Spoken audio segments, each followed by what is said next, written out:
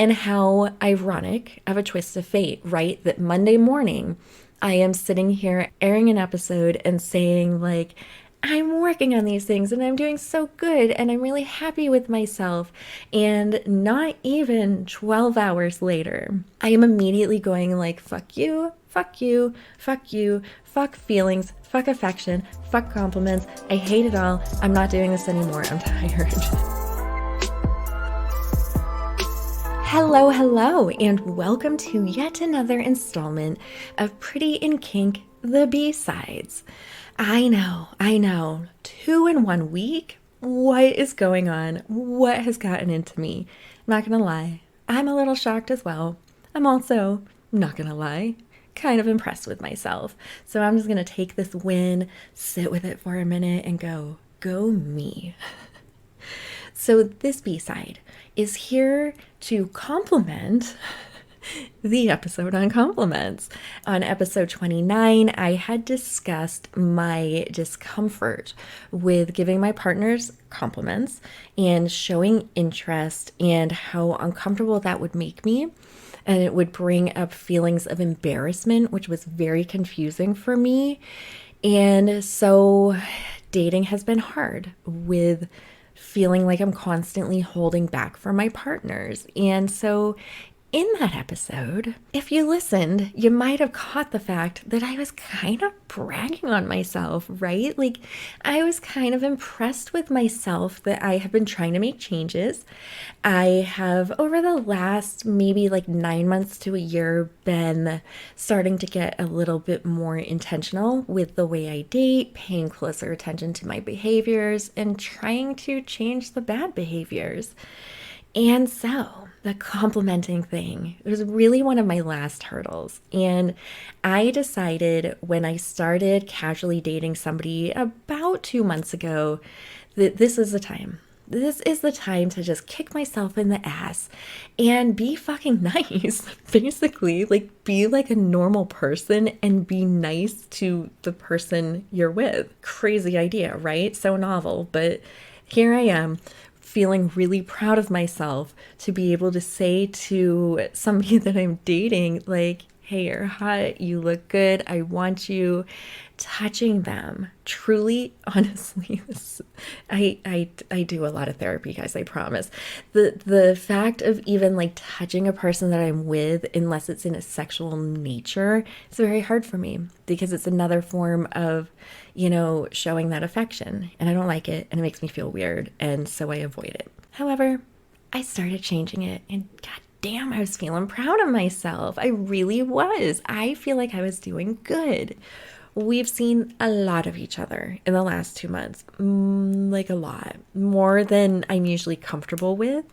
And so I obviously started caring for this person, but it was very clear we could never work for some big reasons on what our life goals are. And they're just two very different things, but we were enjoying each other and things seemed great. And I spent the weekend with him and it was a great weekend. And then the universe comes waltzing in and takes a look at me and says, you know what? Why don't you go ahead and hold my beer for a minute, Tara? Because I think you need a little razzle dazzle in your life. Let's shake things up a little. Are you ready? And so the universe dropped a little razzle dazzle into the mix. And so Monday, that episode aired on Monday morning. I was in my car having a lovely drive home from a visit with a friend on Monday night when my phone rang. Who called me? The man I've been casually dating. We had just spent the weekend together. I actually had just left his apartment that morning. So I don't know. I guess I thought he was calling to say hi. I don't know. No. It was not a friendly, like, hello. It was a friendly call. I will say that. I got dumped, but not dumped, but definitely dumped from a thing that wasn't a thing, but was something, but wasn't a thing. I got not dumped. And so here I am on this B-side to tell you that there is always two sides to life, right? There is the shiny, sparkly, what we like to show the world of this very nice, glossed over, curated thing. And then there's reality. And it's always important to remember that we don't always see the reality, but it's fucking there. And we all have hiccups and we all have bumps in the road and shit hits the fan sometimes. And so I feel like sometimes I sound quite confident in these episodes with the things I'm talking about and how I was proud that I was working on these things. And, I just sometimes think I present a pretty strong, like, here I am and this is good.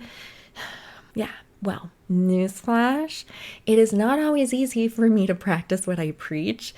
Sometimes it's really fucking hard. And so when I hung up from that phone call of the dumped but not dumped but definitely dumped from the thing that wasn't a thing but was something, I immediately retracted behind my walls and I immediately sent RSVPs out for my pity party for boohoo me. I was already collecting the party favors, calling to get some kegs delivered. Like, I was ready for that pity party. And my immediate thought was, see, this is exactly why I don't give. This is why right here, because what is the point? Why bother when shit just ends, when you get hurt, when it's not reciprocated? What is the fucking point? That, you guys, was truly, honestly, my very first thought. And how ironic of a twist of fate, right? That Monday morning, I am sitting here airing an episode and saying, like, I'm working on these things and I'm doing so good and I'm really happy with myself. And not even 12 hours later, I am immediately going like, fuck you, fuck you, fuck you, fuck feelings, fuck affection, fuck compliments. I hate it all. I'm not doing this anymore. I'm tired. So quick, so quick. So just always know that, the struggle is real. Right? The struggle is real. Everybody has some sort of struggle. It is not always easy. A lot of times it's actually fucking hard. And so it's taken me a minute to... No, you know what? I'm lying. It hasn't taken me a minute to get out of that mindset because I'm still honestly in that mindset a little bit. And I'm trying to remind myself of reality, which was that he and I both knew we couldn't be anything real for, basically the reason of we both wanted very different things as life goals.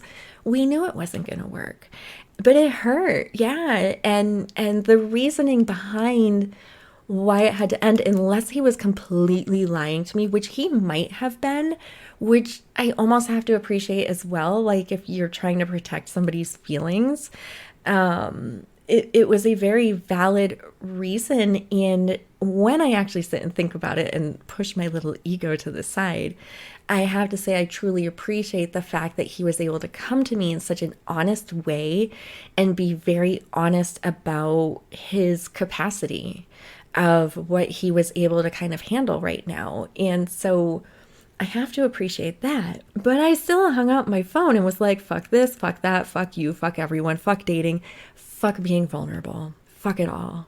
Fuck it all. So yeah, yep. That's it. There is no purpose of this B-side other than maybe to kind of laugh at the irony of life and how quickly things can turn, and remembering that nothing has to be perfect and we all trip and fall sometimes. And so I am going to wallow for a moment and I'm going to sit with my party favors and my party hat and do a keg stand while I wallow that my ego got hurt. And also just that there was somebody that I really enjoyed spending time with that I don't get to spend time with anymore. As well as I'm going to wallow over the fact that I was really excited at the steps I had made with being more vulnerable with my actions and with my words. And so I'm sad that I don't know, maybe I don't get to practice that anymore. And I know it's going to take me a minute to feel comfy again to do it. But I will. I fucking will.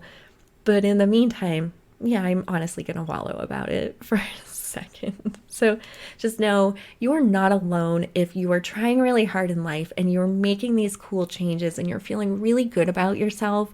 And then you have a backslide. That's all right. Have the backslide, have your pity party, do whatever you need to do to work through how you feel about it, and then just jump right back on, right?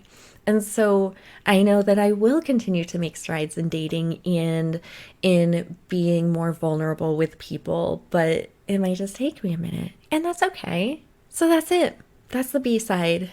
Your girl got not dumped, but not dumped from the thing that wasn't a thing that was a thing. And she's sad and she backtracked and she wants to hide from all feelings and emotions and never show them again, but she's going to, right? I am going to. My rice is done. So I'm going to go ahead and go now because my rice is done cooking. So I am lazy and don't feel like editing that. So yeah, I'm going to go get my rice now. Love you guys. Go be weird. And I will see you again very soon.